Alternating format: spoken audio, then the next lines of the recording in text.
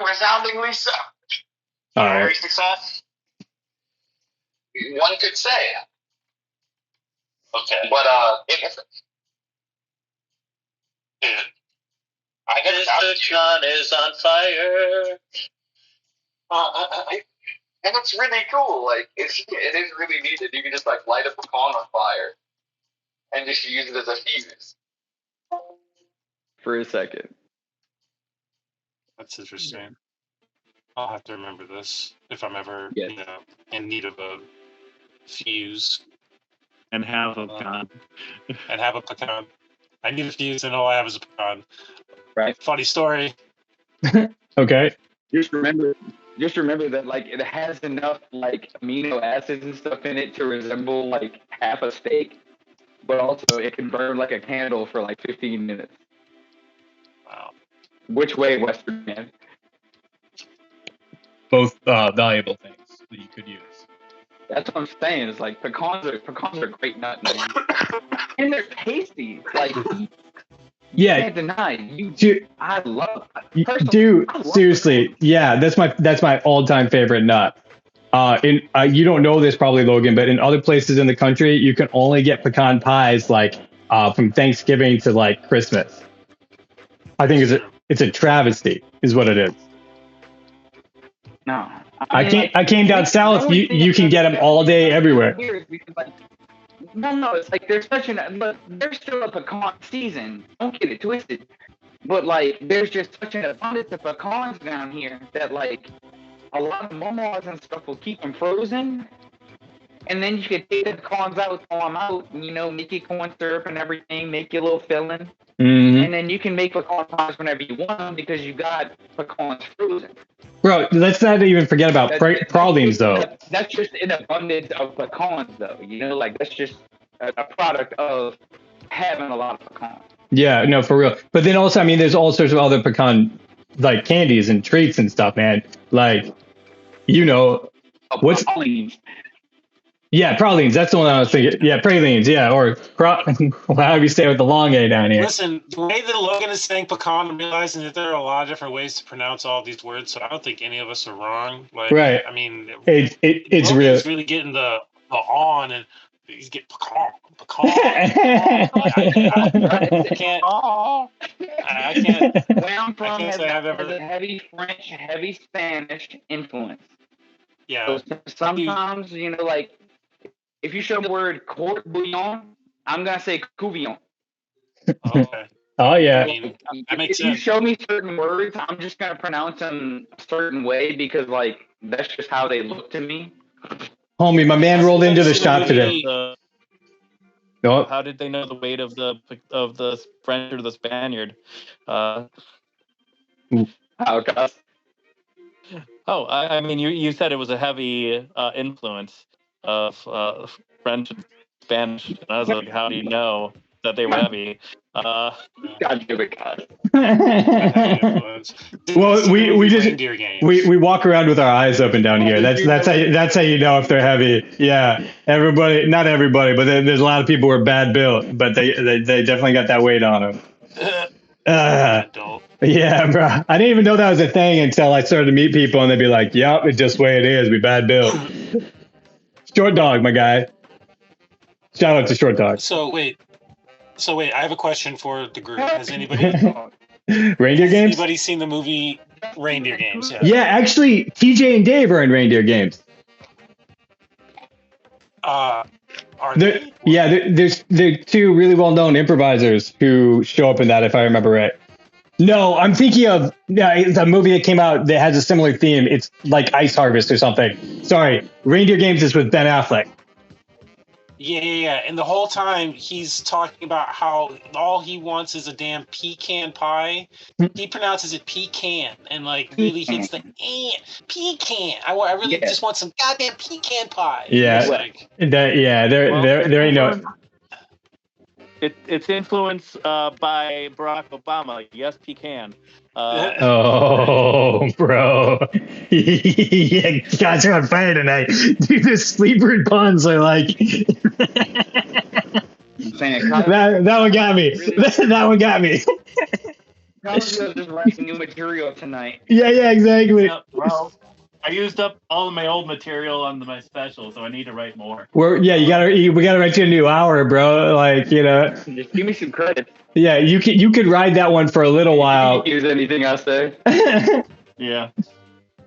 I'm just kind of. Most of what I say is crude and offensive, and I feel like below your caliber of humor, honestly.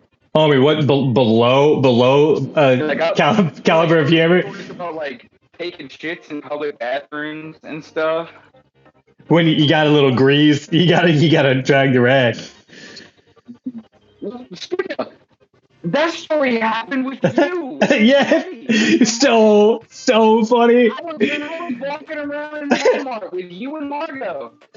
And we were just trying to kill time because we were trying not to get back on the bus. It was funny, like we were walking around by the leggings or something, and I tried to be funny and jump up in the air and grab my leg and fart. I squirted. I fucking greased my cheeks. Oh no. Yeah. No, because the bit's funny because we're all like, oh wow, that was super funny, and then he's like, oh, I gotta go.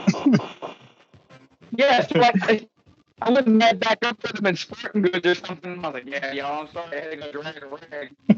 You know, I had to clean that one. I mean, whatever, dude. We were trying not to get back on the bus, like, so we were just like trying to kill time. Is really what it came down to. So. Did like that happen in New Orleans, or did that happen at I feel like we were in Lacombe, but I couldn't tell you, man. All the Walmarts look the same. It's all the same sort of you're right, it's fucked up. Same sort of like era of my life. So I couldn't tell you for sure. All right, just for the record, Ice Harvest came out in 2005. Reindeer Games came out in 2000. They kind of have like a noir thing going on with both of them, crime thriller. And they both happen around like Christmas, winter time. So I'm sorry for the confusion. They are totally two different movies. John Cusack is in Ice Harvest. Oh, I think I remember this movie. Well, I remember this movie being in theaters and not wanting to go see it. It's actually not bad. It's not great. It's about the same level. Like I felt the same way about Reindeer Games. I think that's where like the confusion is because I'm like, this is like I saw that movie. Fine, yeah, but it's whatever. Anyway, sidetrack. So sorry that I saw that movie. Which one? Reindeer Games? Yeah. I think they have a bunch. I think they have a lot of like the reindeer puns. Like they name people like after the reindeer. Oh yeah, Ben Affleck is playing a character called Rudy Duncan. So come on. Yeah. Forgot about that. Yeah. Gary Sinise is in the movie, and he's got like a villain goatee. I remember that too. Yeah. Again, I'd probably get villain goatee. Like if you Google it, hang on, I'm about to drop it in chat so y'all can see. It's awful. It's awful. No, because like I've only ever seen Gary Sinise like clean shaven, like Gary Sinise. Lieutenant Dan. Yes, I've seen that before. But Gary Sinise, villain goatee. Nah, it's bad. It's bad casting. It's really bad casting for sure. It's bad casting. Yeah, it's bad casting. I mean, like he's got some chops, so it's not like it's beyond him to do. But the material of the movie, there you go in chat. The material of the movie does not like give him a whole lot to work with. I think he's actually considered to be crazy as his descriptors. It's funny because he's got like the crazy ass like Lord Farquaad haircut too. Yeah. Oh yeah. Early 2000s, the butt style hairstyle. Which if you ever seen any old photos of me, if those over surface or whatever, I don't know where they are, but that's definitely this hairstyle that I had at that time too. Because everybody had the butt part in the middle. Oh, geez. I looked at it again. I don't know why I did that. Like, it was bad the first couple of times I saw it. Photo in the chat. Yeah, and I went back. No, I don't know. So here's the thing is that for all of my life, since I've been an adult, I've been really super transient. Like, I have not made great choices as far as, like, stability goes. So, I moved from my hometown at 18 to Chicago or 19 to Chicago, and I don't really take anything with me. And then I was like kind of moving every year or year and a half that I was there. So I kept losing things, So photos of me from the past is definitely not something that I have. Unlike Mr. Cosby, who I'm sure could definitely pull up pictures of himself from the early years of his life. Easy. Yeah. Well, just because all of it's on Facebook, so. Okay, actually, I do have an older one from Facebook. I think a girlfriend took of me. I think I can get it, and I think I do have the butt part there. Ooh, the butt part. I mean, just for funsies, hang on. You got one of those? Oh yeah, this is me and my older brother. Let me see. Sorry, I gotta log into it. With that big old shitty grin. Nope, that's not the one I want. I want this one. Yeah. Oh, baby boy. Well, that doesn't look anything like you, man. That's so funny. And that's shit. Yeah, I was saying, me and my big brother don't look anything alike. No, I mean, like you, like it's hard to believe that that's what like you look like as a kid. Like if you show that to me, like guess who this is, I'd be like, I have no idea. I have no idea who that could be. I mean, same eyes, similar, but see? Let me see if I have the pictures up here.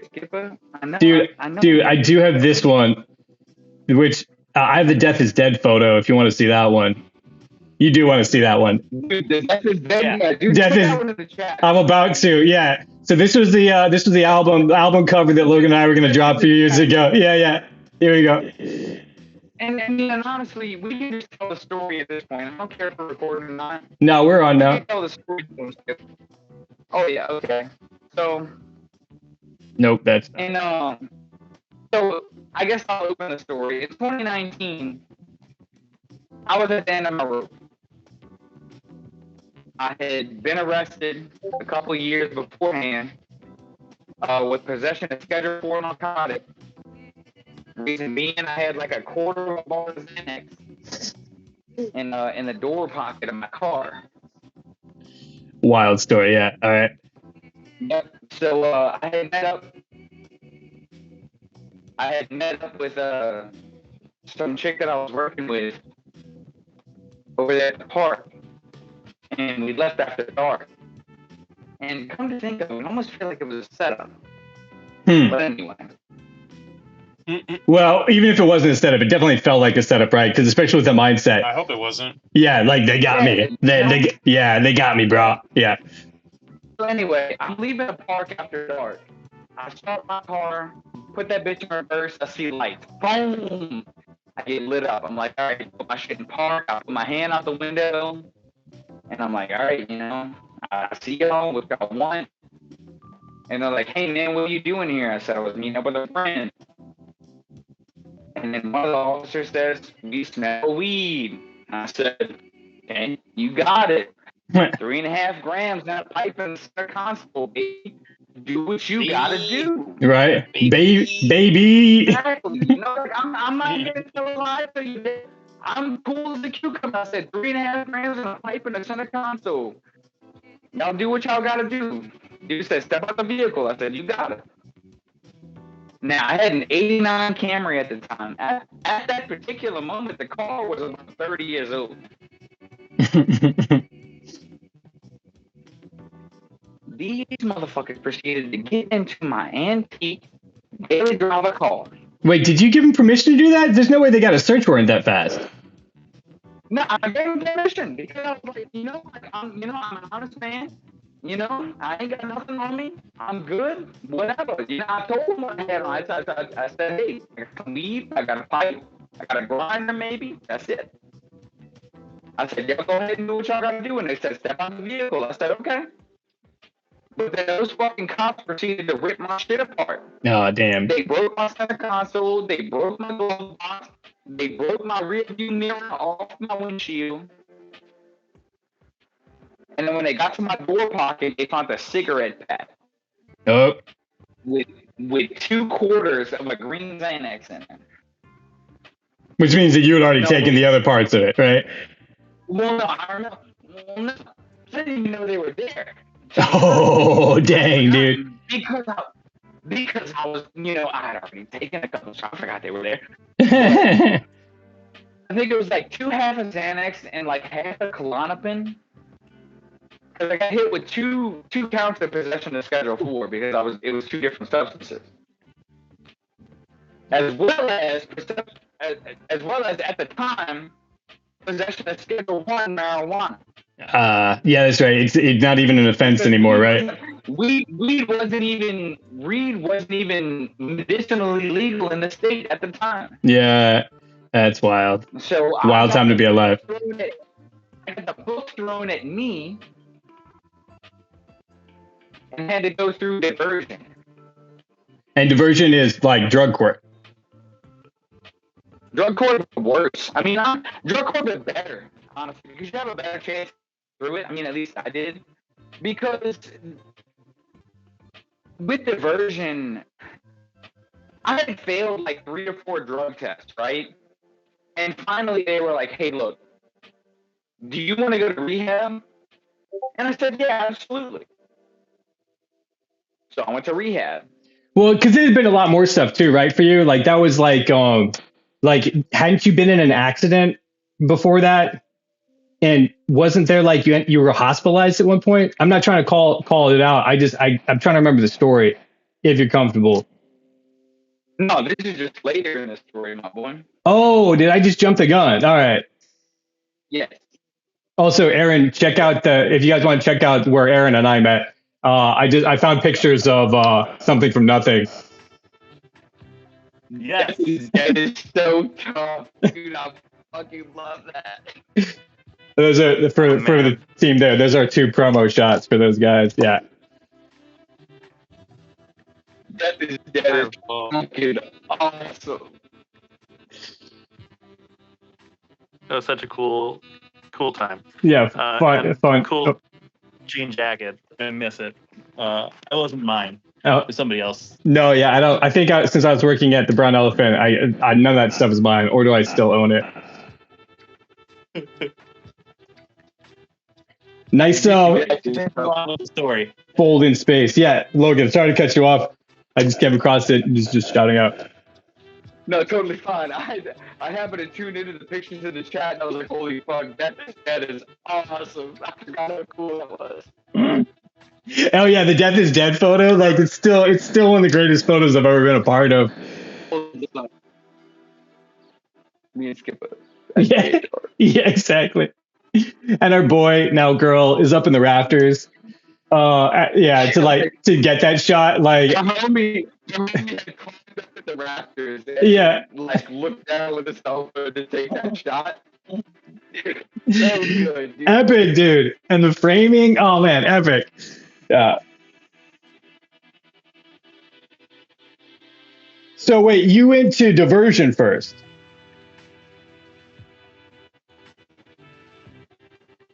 Logan? Yeah, dude, I'm here. I'm sorry. No. So you went to diversion first, huh?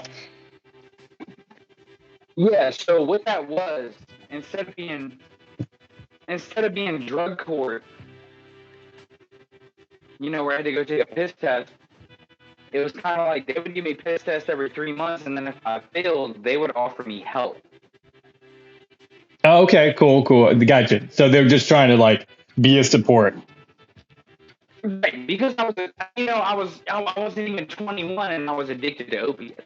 Right. You know what I mean? I feel like it was, my mom and the lawyers and, everybody, who played a part in that helped me get that, Which is, it's great that program exists, right? Because they're trying to, like, you don't want it to become a lifetime thing.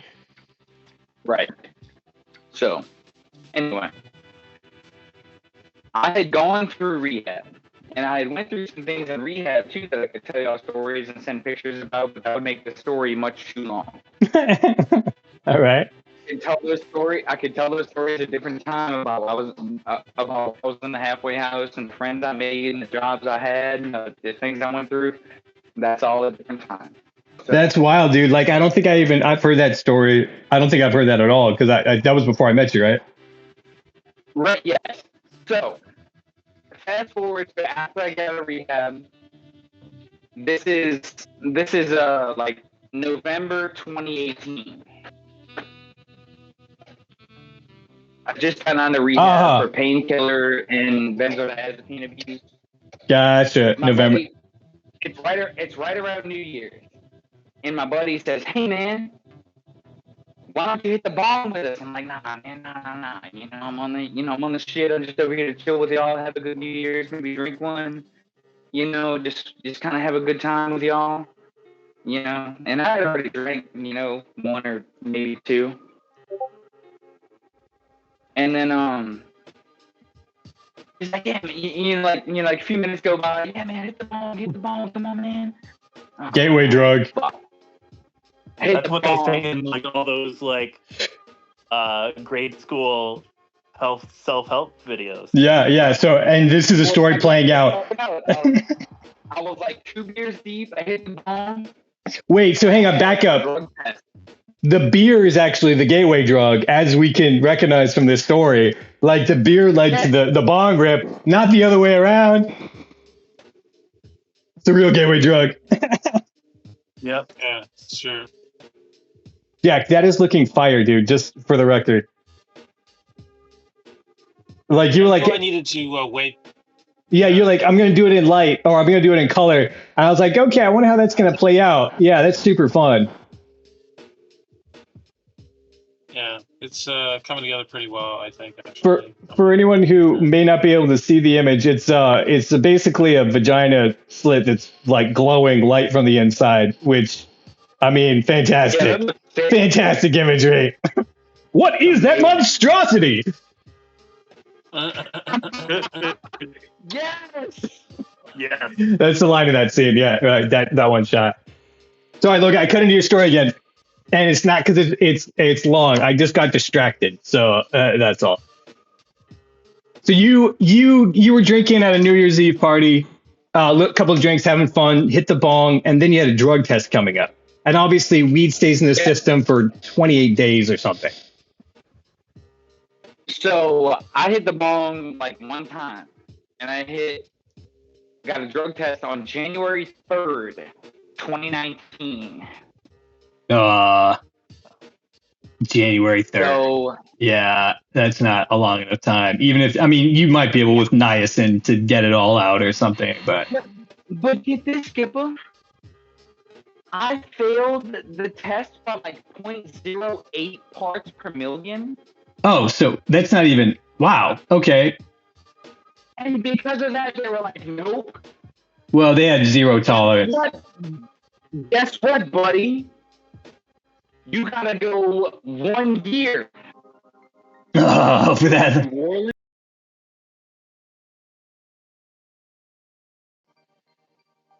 And that was one of the best and worst things I think that could have ever happened to me. Hands down, yeah, I'm still in that camp too. I mean, that's where we met. So that's where that's the backdrop to the story, right? Yeah. I was gonna tell like the full story about how, like about when we met. Yeah. Because I remember it. So I'd like to hear. It ended up where like, my attorneys and shit told me like, hey, all right, hey yo, you failed another drug test. Sucks to be you, buddy. Sucks to be you, buddy. We're gonna send you to this place in Lacombe, Louisiana, which is north of the lake. I mean, and I don't know if any of this vernacular means anything to you guys because y'all aren't from here. Right. Yeah. So for context, right, it's just outside of New Orleans, about an hour north of it, across Lake Pontchartrain. A bunch of little towns are up there. And it's not like in the middle of the city. No, yeah, exactly. It's almost the exact opposite. Lacombe is like a tiny little town that's like in the bayou, in swamps and stuff. And that was where they brought me, and that was where they were like, hey, okay, you're gonna spend the next year here. I spent the next like 2.5 hours there before they brought me to New Orleans. Oh, yeah, that makes sense. and they put my ass in a homeless shelter in New Orleans. I was on like 7 or 8 psych meds at the time. And they, of course, yanked you off them. Mood stabilizers, different shit like that. And they cold turkeyed me off of all of them. Yeah, that's their policy. I got lucky enough to get a job in the kitchen, which, and of course, like Saber said, it was policy to do that. We believe in God, amen. Amen. Amen. Like it gets, there's a level of weird to that, because their reasoning is that pharmacology is actually a form of witchcraft, and that so you're basically worshiping the devil when you're taking psych meds. It's super dangerous. We saw a lot of people crash out over that. Some people had strokes and stuff because you can't cold turkey some people off the medication, and they were just doing it, and they'd be like, I don't understand why they're going to the hospital, But anyway. So the faith in God is a great thing. You got to understand some science too. You can't just anyway. So yeah, Logan, you're lucky that you didn't have any of those reactions. They decided to do that shit with me. Mm-hmm. So after I got cold turkeyed off of about 7 or 8 psych meds, antipsychotics, antidepressants, all that type of shit. Wow. Yeah. I was lucky enough to get a job in the kitchen with one of the most compassionate men at the heart of that ministry. Yeah. That I could have ever asked to be a part of. 100%. John Proctor. So, let's give him a shout out. John Proctor. Just say his name. Yeah. So John Proctor, baby. Dude, so I got to work for that dude. Yeah. To be completely honest with you. Serious. That man helped me realize his potential as a human being. Yeah. And you know what? Shout out to Big John. Well, let me interject real quick, just because you and I know his name, and he has he sounds like, if you don't, he sounds like he's from what's that, The Witch Story by Arthur Miller, The Crucible. It sounds like he's from The Crucible, like he's like like that. Yeah, John Proctor. He does sound like he's from. So this dude is probably like 6'5", 6'6", like a real dark skinned black man who is like, he's got this like majorly deep voice. And he looks like if you crossed him, he could fuck you up. And he was like 70. And he looks like he could fuck you up, but is one of the most compassionate people I have ever met. Patient, kind, like really trying to get people help. And his philosophy is that if you're going to serve food to a group of people who are marginalized or who are coming off the street, you better serve them the best damn food they have ever tasted in their entire life anywhere. So he was an award-winning chef in the New Orleans area, and he had successfully run several restaurants in the French Quarter for a long-ass time. And then he had issues that he got through too. What? Yeah. And then so he decided to. Yeah. Yeah, Mr. John. So he. Mr. John ever told me. So yeah. I will say that all Mr. John ever told us was that he used to work in the oil rig, so he knows what it's like to cook for a lot of people. Okay, so all he ever told us. Okay, also let's shout out to his humility. Proud to know. Yeah. Out. Sorry, bro. I was just gonna add on because I used to work in the kitchen, right? And I got in charge of doing mashed potatoes one time, and a bunch of times, I guess. And eventually it got to the point where they were cooking dinner one night, because I think we had gotten an extra, we had gotten an extra kitchen person. So they were cooking dinner, and Mr. John pulled me aside and he was like, "Hey, bruh, I want you to make me some of the mashed potatoes you do." And I was like, "That I do?" And he was like, "Yeah, bruh." And I was like, "All right then, well, hell yeah." Right, So I think I'm pretty sure, I don't know if I just made John Proctor's recipe or if I have a recipe that has John Proctor's name on it. Hell yeah. All right, yeah, exactly. Because he ended up taking those potatoes off campus and going to an event with him. There you go. For a wedding or something. He was like, "Bro, I need you to make some of this." There you go. I was like, "All right, bro. got you. Yeah, because of course, right? Like, I mean, he's so celebrated. Like, even now, he's like, he just requested to be people cater, and he makes amazing food. Like, he'll take literally anything that's available and make amazing food from it. Yeah. Just because, dude, they do what they do too, Skipper, with donations. Yeah. I don't know if you know that. No, I do. I worked in the food pantry. I was the where it's coming from. Yeah, like they do what they do with donations, and it's a beautiful thing that they do, bro. But it's unfortunate that they take advantage of people like me and potentially like you. I don't know, entirely where you came from, but dude, like when I went into there, like I was young. I had parents, I had a job, I had a driver's license, I had insurance, I had all that. I wasn't homeless, and that's part of the reason I feel like that system chewed me up and spit me out. It does that to everyone just because who's running it. But let me tell you this. So I was living on the streets of New Orleans at the time, and I had heard that you could get food at the mission, but I heard that they were all into the Jesus thing, and I was like, absolutely not. I am not interested. I do not want to go over there. I don't want to have anything to do with those people.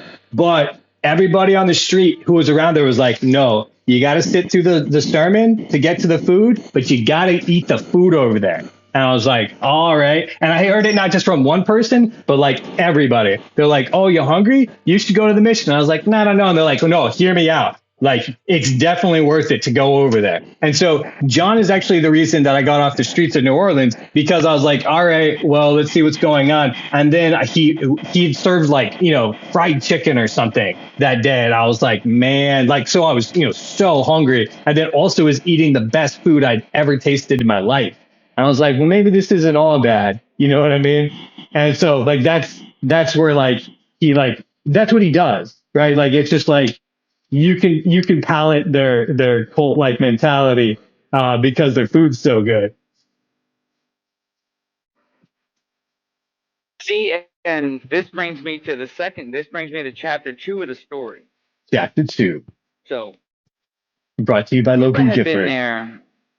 I'm not sure how long.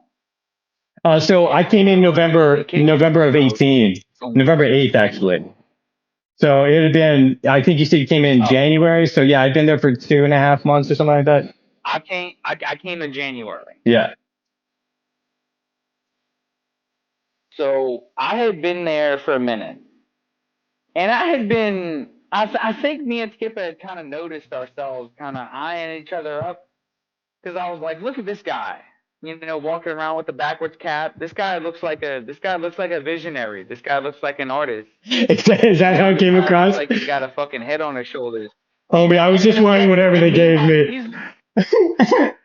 Meanwhile, he's looking at me. I'm wearing my own clothes, and he's looking at me like, this poor fucking guy. Look at him. Jesus Christ. So, all right, let's put words in my mouth. Like, I don't know how true that was, but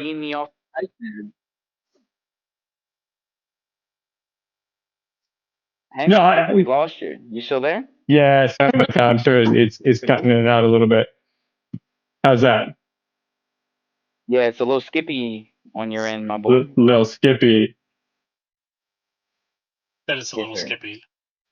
That's what I'm gonna call my kid, little skippy. Hey, Cosby, you got me cracking them, bro.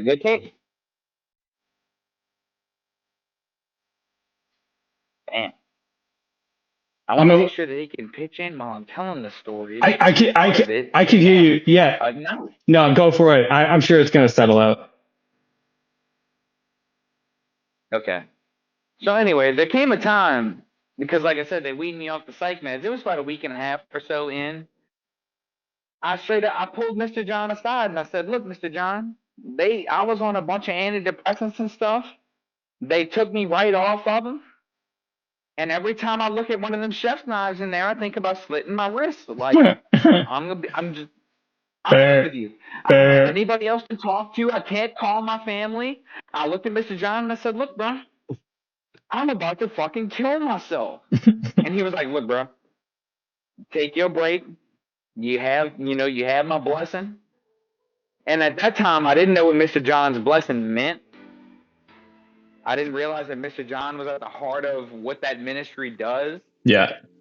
And Mr. John was like, yeah, you have my blessing. Do whatever you got to do. Come back when you're ready. And it was in that break time that I remember one dinner service. I didn't eat. I came down from bed and I sat there on the steps coming down from the upper story. And as I was sitting on the steps, this man walked up to me wearing a De La Salle cap. And I said, De La Salle, huh, Brian? Or something like that. I don't know if I looked up at you and I just thought that or if I said it. But I looked up at you as you were like coming up the stairs. And then you sat down and you talked with me, Skipper. Yeah, we started talking about science. I don't remember what was said in those moments when we first met, but I knew that we were friends. Yeah. 100%. Like from that point forward, I was like, all right, that's my boy right there. Like, cause I knew everybody because you have to, like the program wasn't that big. They have like people who come in and out all the time, but there's like maybe 50 people who are consistently there, like in the program. So you kind of know everybody. Yeah. See what I mean? Like, and I knew I was there, and that was what I was like trying to process. Like that was like day 2 of like 360 whatever. Oh man, yeah. Like I was just sitting there trying to process that. Like I'm gonna be here or wherever they decide to put me for the next year. I'm gonna be here. Yeah. Trying to wrap your head around that. So it has a very so it's got the whole building's got like a really corporate feeling to it. There's a lot of concrete. There's a lot of like halogen lights. The building is 3 stories tall. Fluorescent or LED lights. Yeah, the LEDs. Oh man, that was like the worst part for me. Like it was really like making me crazy. But yeah, they got like a big eating area that can seat 150 or 200 people. 250 if they do it right. 250 where they can lay out the tables, and that's just one of the rooms that's there. It's a huge complex for sure. And it's in like Skip, in downtown. One of the ways we got. I think that was one of the ways we got closer. Is that didn't you start working on the dining team? So you started setting up tables with Mark. Yeah. So it's crazy. So I think I volunteered there for like a week. And then they thought, because I guess it's the way that I was just walking around, like I'm just going to deal with this kind of thing. I don't know. But they thought that I was like too uppity. So they decided that for the rest of the time there, I was going to be on bathroom duty. They had you bird watching, Skip? Yeah, that's exactly. Well, at that time, there was a dude who was checking in there all the time who was building snowmen out of his feces. And so they really had to catch the guy. I remember that. Yeah, like he would spend a lot of time in the toilet, and when he was finished, that's what out of his feces. That's right, 100%. Little balls stacked on top of each other. I wouldn't say they had like carrot noses, but there was probably like corn eyes for sure. I guarantee you, me and Skipper can tell you about some shit that you would never even thought about, Jack. Homie, you need to create. I mean, yeah, right. There's that. Top marks for medium, like what's available to you. Yeah, well, he would go for it. You could tell he spent some time on it. You know what I mean? Like that was the thing. Dude, get that man some materials. You know what I'm saying? Yeah, something like he definitely. I think we found out who it was, and he definitely. I mean, like he needed some just like psychological help. Like he needed an actual support system, and like that's why he was where he was. Like it wasn't any number of other things. Like there were sex offenders that were there. There were people coming out of jail and people coming off all sorts of drugs, but like that guy who was coming in and out, like he was just suffering. And so like, he got busted, he got kicked out. And like the thing that happened to him is that now this guy who needs services is actually just sleeping out on the street because, he tends to be creative with his poo. Yeah.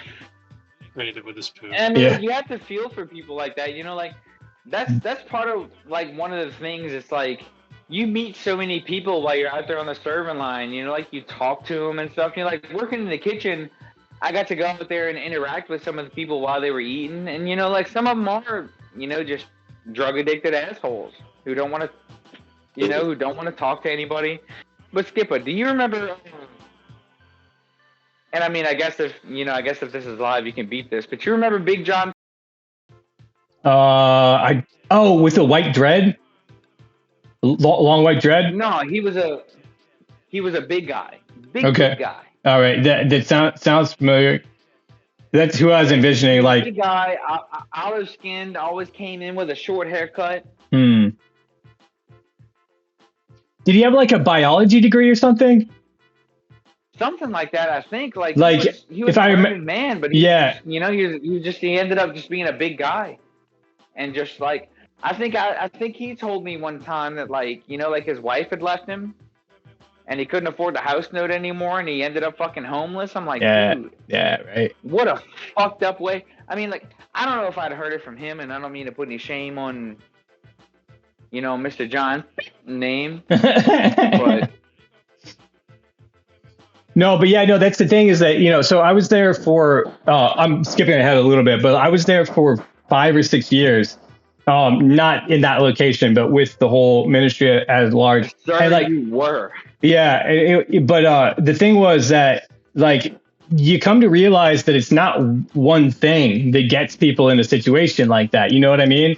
Like before that, definitely, I was like, oh, homeless people, they're there. You know, it's a very capitalist perspective. They're there because they made poor choices. But like the more that you talk to people and get to know them, you're like, oh, they're there actually because of circumstances. And some of it is an addiction that people keep going back to, either because it's the way that they were raised, or, you know, they got hooked. But a lot of it, when you got down to it, because I really got to know a lot of the guys over that time. Like I was sharing with one of my coworkers is that in a year you see over 1,000 people come in and out in just the part of the program that I was in. So over that time, I met about 6,000 people, you know, like men just coming in and out and like hearing their stories, seeing where they're coming from and stuff like that. So like, you know, like, it really like opened my eyes to like, it wasn't one thing. Like it's like this really slippery slope that kind of gets you there. Like, so, you know, he's having this issue with his wife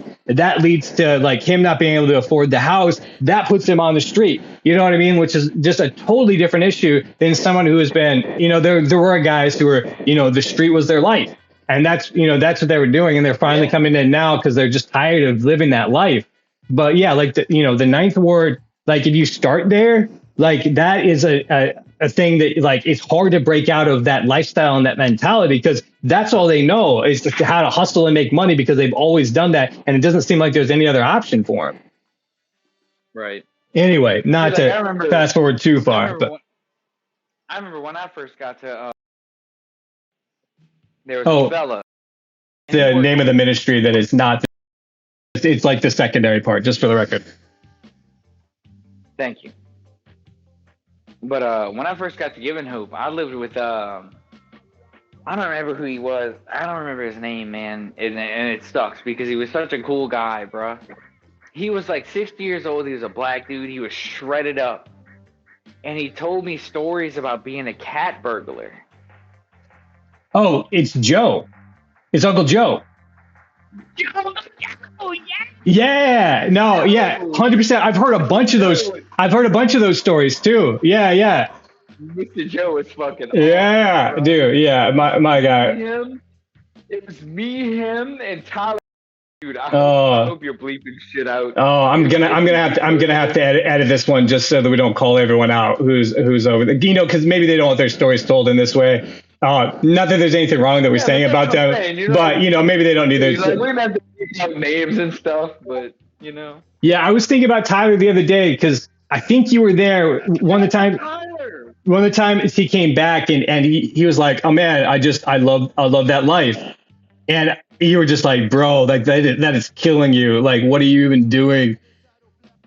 Yeah, you know, like that shit. You know, that ain't no good for nobody, bro. Yeah, well, I stand by this statement. Yeah, no, I met like his brother, and I met a number of his family members through like other things that had happened there. And just like hearing his story and like where he came from again, like he comes from like in a very abusive situation. He comes from I think it was like Pearl River or something like that, where there's like they don't have a lot of money, and he's surrounded by this type of lifestyle. So of course he's going to get pulled into meth. You know what I mean? Like that. Of course, that's the thing that he's going to be dealing with. So yeah, no, it definitely. I was very like middle class elitist before I got there, and just spending the time that I did there, it wasn't a plan, and I didn't even get there in the best way at all. But but like that, like it showed me a lot. Like I think you opened your story by being like it was the best and worst thing that happened to me, and I'd have to agree, man. Like that's just. Like I met a lot of cool people and understood. I got to understand a lot about what it means to be human. Yeah, that you're hitting it on the head. That's exactly what it is. Yeah, like you kind of realize. Yeah, like you just meet other people who have, a different experience than you. Like, and you meet people who can help you through things because they've been through a lot worse shit than you. Yeah. Like, I don't know. Like, it's just, like I said, I was young at the time, and thank God I was. Yeah. Thank God I went through there before I was fucking 21. Yeah. When did we? I was what, 19, 20? Yeah, you were. I mean, you were young, right? Like that's the thing. Like I come up there. I'm like, I think I'm 38, and there's dudes who don't come there until they're in their 60s, right? So like, it's just wild, like the diversity of experience that you have coming through there. And that was one of the things about me is that I didn't perceive him as a threat because he looked real young at the time. He looked like he was about my age. Oh yeah, no, that's fair. I still get that actually now. I mean even now, but you wear your age very well, my boy. Well, thank you. I mean, thank you. No, but like, yeah, I'll talk to like people, who are like, they're talking about bikes and their kids and all this stuff that come in the shop, and they'll be like, oh yeah, you probably don't know about that. I'm like, well, I grew up in the 80s and 90s, and they'll be like, what? Like a total shocker for them. Yeah. So yeah, I'll take it. I'll take it. Like I said, bro, you look like you're about my age when you trim your beard and shit, right? I think I was mostly clean shaven too there. I don't think I started growing it out until like maybe. You definitely had the goatee. At least you had the stash and the soul patch. Oh yeah. When we had first spoken. Okay, I'm with you. Yeah, that makes sense.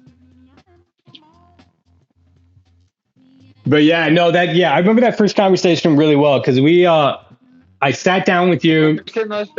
Yeah, and I was like, well, where you from? What'd you do? And you tell me like you were studying in college, and then stuff happened, and we started talking about like the scientific principle of God. Like the thing about science is trying to understand the reason or the cause, and the structure that's inside of it. And then at the same time, like they're the same as anybody else. They're just looking for like what's going on around us, some explanation for what's going on around us. Right, looking for it. Like that was ultimately like what I was doing. Hit me with the quote again, because I think you said that this was one of those like those cornerstone quotes for you, because it was about I can't remember exactly what it was, but like the idea that if you're a scientist, the more you study, the more you realize that there's something much greater than you, right? Whether it's a personal God who cares about us or one who is indifferent to us, right? Like you understand that like we're very small. Do you remember the quote? No, I think you're merging the two together. Oh, okay. So first off, it's the first sip of science will make a man deny God. Yeah, there you go. But the last step will make him realize. The last step of science will make him realize that God is at the bottom. Or something. That's cool. Some such as that. Where like little does he know God is waiting for him at the bottom. at the bottom of the glass, something like that. Right, because and that's the thing, like that's always what's gotten me, and that's where like I started like that's where I was like, all right, this guy is cool, because there's so much that like, hey, it's got to be faith, you can't question, like what it is, but like the thing is like it's just like I'd always been interested in like biochemistry, biology, chemistry, like, what are atoms? What does it mean? How does it all fit? And I, like, it got to a point where, like I realized I was like, there's no point going any further because it's all divine, like, to a certain point. Like, how do you make coincidence? How do you make things that small? Well, make everything come together. Right. Yeah. You have to recognize that it's like whatever it is that has created this, there's a great masterwork that is happening. Whether you want to say that it's accidental or it's the same, it's just the way the things naturally go. Yeah. For everything to come together just how it did, you have to understand there has to be something. Like, it's not coincidence. Well, here's the thing that I'm getting at. I mean that you could argue, there's a divine plan, but what the greater point that I was like that struck me at that time and then it's kind of like stuck with me is that you have to kind of be in awe of it, and that's the thing. Whether you're looking at the vastness of space or the tininess of quarks, like the thing that science does when it's done well is it just puts you in awe of the experience that we're a part of. Like the fact that we're conscious at all in the midst of all of this, and we're like, you just have to sit back and be like, wow. And that's, there's science done poorly. I feel like, it leads into technology, like advancements and stuff like that. And that's fine. But like, I think really like that sense of wonder that when you really look at things, whether it's art or the natural world around us or our own psyche, like it has this like amazing, you just have to be in awe of it. I'm going to punctuate the thought there. You have to sit in awe of it. But no, like, and honestly, it was poetic. The way you said that, and I don't know if you heard me interject, but you were like, I don't remember exactly what you said. If you could run that back again. It's all right. Just the wonder of all of reality, right? Like you just, no matter where you're looking, you have to sit back and just be in awe. And that's, humans get that with sunsets, waterfalls, the complexity of relationships, the ability, like artistic abilities as we're watching Jack draw. On a different tangent. Mm-hmm. So that bears have observed watching sunsets and watching waterfalls. Bears have been observed doing that?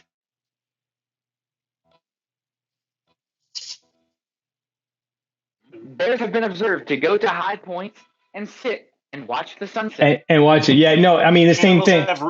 Animals have rich inner lives that we really don't, we've never 100%. Western culture. Y'all should meet my cat. Bare necessity, I am a bear. Like, all I want to do is just go, like, eat raw fish out of a creek with my mouth, and then just go to like a mountainside and just watch the sunset. Or just meditate. My final form is a bear, you guys. Or just meditate for like 4 months straight. Yourself into like a low power mode and just like meditate yourself to like a slow heartbeat. That's the thing that always blows my mind about bears is they hibernate. So like, what is going on in a bear's head when they like put their body into like a low metabolism? Like that has to be the best. They're not having the sickest dream. Yeah, exactly. I was just thinking that. Yeah, they're having bear dreams. It's gonna be because like, do they dream? Do you think they dream, Jack? Oh, of course, dude. Yeah. Watching sunset, dude. Of course they dream. Right. Yeah. Exactly. They. You ever seen a dog dreaming, kicking their legs in their sleep and shit? 100%. Oh, absolutely. Right. My black lab Raven has dreams all the time. She was sitting next to me earlier today. She was taking herself a nap. and sitting there, like halfway barking. Well, and then also, right, great example. Your dog, right? Like you can, and this is with anybody. I have cats, you have dogs, but like you see them watching, you see them considering, they're making a plan of action. You know what I mean? Like Zephyr, when he was getting in the trash today, when you came up on him, he looked, I guarantee he had a look of shame on his face where he was like, oh, I done fucked up. Yeah, that's what I'm saying. I opened the door, and he was laying there in the pile of it all. My Raven Grace was in the bed, like the perfect little angel she is. And Zephyr Paynes was in the pile of nonsense. And he looked up at me, and I looked at him, and I said, "Oh." Well, dude, yeah. So he was. I have to take my leave here. I'm starting to get a little bit of a headache, so That's fair. It's getting it. Yeah, it's 9-ish. It's like after 9. Yeah. So it's just a half hour early. Sorry I couldn't make it the whole time. I do want to say that your discussion about God and faith is intriguing. I will say, since we're talking about, it seems we've been talking about like understanding through the Christian God and faith and our relationship to science. It makes me think of the story of Job. Mm-hmm. Job's sin was pride, right? Like Job thought he didn't deserve his what was happening to him. Like he couldn't understand why that was happening to him. That's not quite. He actually, the opposite is true. Sorry, I spent all the time that I was there at the mission studying the Bible, so that doesn't. You were here when I created the earth. No, that's so what God says to him. Like he does. He does say at the end, yeah. But most of the time, he was like doing really well. Well, that's the thing. Like he gets tested originally because the devil is trying to prove that he's not good, and his friends try to convince him that God is not good. And then he kind of reaches out to God to be like, "Listen, are you good?" Right? And then that's when God like pours out on him. So I'm sorry, but you were making a point. The semantics. I apologize. Yeah, no, I mean, this is what I'm getting from a college level lecture that I have about the Bible. So, I mean, maybe the professor that was giving the lecture is wrong, but, he broke it down. What's up? I was just encouraging you. I said, go ahead and go with it then. Yeah, that's it. Well, I mean, yeah, he broke it down like this, like that Job, he, like God said, was doing very well. Like every time something bad happened to him, he was like, grace be with God. And, like he didn't, he lost his sons, he lost his wives. Mm-hmm. And every time, he would not curse God's name, blah, blah, blah, all that. But the thing that he was holding on to the whole time, again, according to this, professor of the Bible, was that he did not think that he didn't think that he deserved the sin ultimately. Like he didn't think that he deserved it. And this is like the one discussion that he has with one of the youngest Pharisee, mm-hmm. Where the youngest Pharisee is basically trying to tell him that you are you're prideful in the way that you look on your deeds, I really feel like that is like the human condition, right? Like we are so ignorant because of what we are, like trapped here in this like three-dimensional like understanding of space and time. Like we have no idea what the real reality is, like we don't know, like it's completely beyond us. But if it is the creation of God, or if it really is just a random collision of particles, like we have come up with things like science, which is just a method of understanding, right? Like, yeah. We were made to be ignorant and not be able to fully understand the universe, but there was like never any like promise or thing that we would not or could not understand. So every discovery that we make, every thing that we discover about math, about philosophy, about chemistry, about anything, is something that we do. And it's the same thing about our faith, right? Because no matter what we believe, there's so many different gods on the planet, right? But no matter what we believe in, usually we believe in deeds that are deemed morally good. Like that's usually like a part of like every moral religion, or just religion in general. And to me, it puts the emphasis on doing what we just think is right, because like we don't know, we're completely ignorant, like we're Joe talking to the whirlwind. Yeah, so Jack, actually asking us where we were. Yeah, you're hitting on the point of what I was kind of getting at, like where it's like I think that the reason that we're still the reason we're still blown away by the whirlwind. I was like, wait a minute. Well, that was just a very powerful sequence of words. We are just speaking to the whirlwind. Yeah, facts. I mean, and that's why that story like echoes. And that's the thing like that I was getting at. Like, I think that the exploration of science and the reason that like waterfalls are so amazing to us is because it takes us out of that place where we're like, we think that we're gods and that we create things all the time and our lives are important. But like when we actually see things that are like so much bigger than us, a whirlwind is when we go like we're like blown away that something like that it isn't all about us, you know. And I think that that's where like that sense of wonder comes from. Like, and so yeah, I would agree to a certain extent with that. Yeah, that's interesting. I don't know if I would define it as pride, but yeah, like because it. But yeah, no, it's he was caught up in the acts of his own creation, right? Which I guess is a type of pride. Yeah. So 100%. Well, but to think before God that you're without sin, like God has the last word, right? Like, I mean, that's the prideful thing. Like, it's not that he like did anything. He just the way that what was in his heart, which God could see, you know, was the one thing that he was doing wrong. And just like because again, the emphasis goes to our ignorance, right? Like, we can think that we're so right. And everyone else can think that we're so right. Like, we could turn around and see a million people standing behind us all going, you're so fucking right. But you believe in God, it comes down to what God thinks. And, you know, God was there when the universe was made. God's been there at every single moment. God is the one that knows everything. We are made ignorant. So that's why, to me, the onus on us is not to know. We have faith, but we can't. You know, there's a Buddhist saying where faith is a little bird, and whispering in the ear of a giant. And I really like that has always guided me. Like, I think faith is important. It's a guide that can see a lot more than maybe I can see. But ultimately, you know, I have to have faith in what I do too. So, am I going to know what God is correct? No, I'm never going to know what God is correct. Am I going to know if I'm doing the right moral thing? I mean, I can be convinced that I am, and a million people can tell me that I am doing the right moral thing.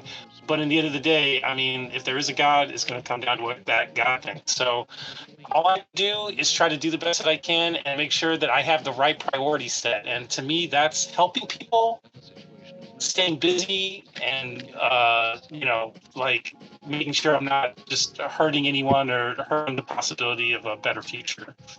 And you know, when religion starts to interfere with those things, that's when I think that it's right to question. Like, I don't know. Like, it's right to question where people are guiding us, but it's right. Hard. We should be coming from a place. Sorry. I heard a punctuation. Cause you go. Okay, I was just gonna add.